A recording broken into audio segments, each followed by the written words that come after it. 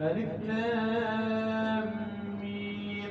تنزيل الكتاب لا ريب فيه من رب العالمين. أم يقولون افترى بل هو الحق من ربك لتنذر قوما ما أتاهم من نذير من قبلك لعلهم يهتدون.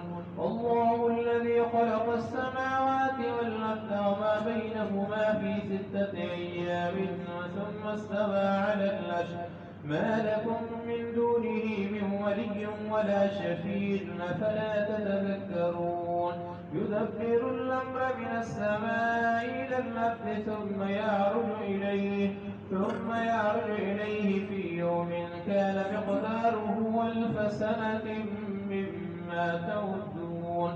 ذلك عالم الغيب والشهادة العليم الرحيم الذي يحسن كل شيء خلقه وبدأ خلق الإنسان من طين ثم جعل نسله من سلالة من ماء مهين ثم سواه ونفخ فيه من روحه وجعل لكم السمع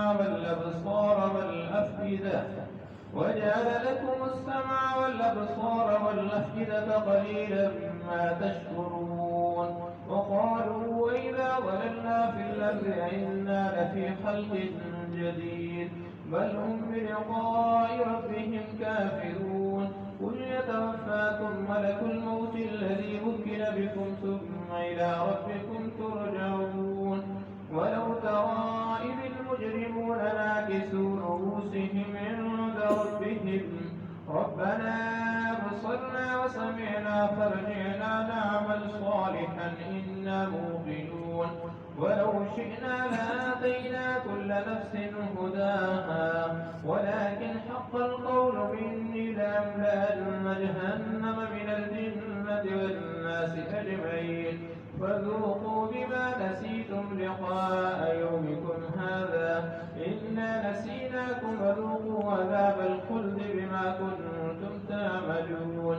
إنما يؤمن بآياتنا الذين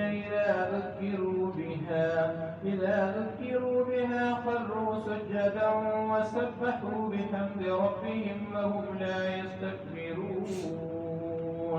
تتجافى جنوبهم عن المضاجع يدعون ربهم خوفا وطمعا ومما رزقناهم ينفقون.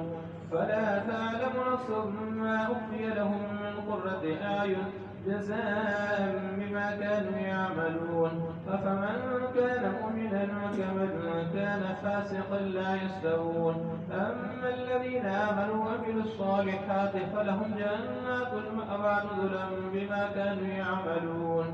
وأما الذين فسقوا فمأواهم النار كلما أرادوا أن يخرجوا منها أعيدوا فيها وقيل لهم ذوقوا عذاب النار الذي كنتم به تكذبون.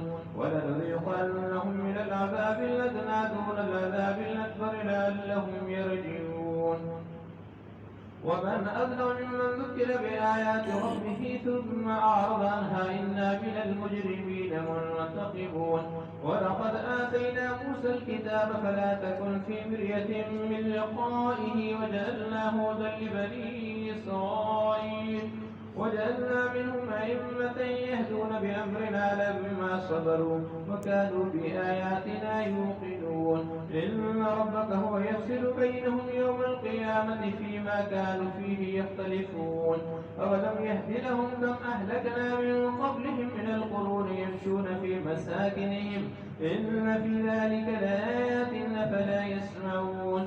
أولم يروا أنا نسوق الماء إلى الأرض الجرز فنخرج به زرعا تأكل منه أنعامهم وأنفسهم فلا يبصرون.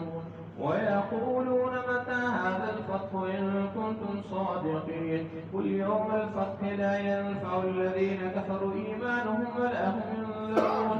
فأعرض عنهم وانتظر إنهم منتظرون.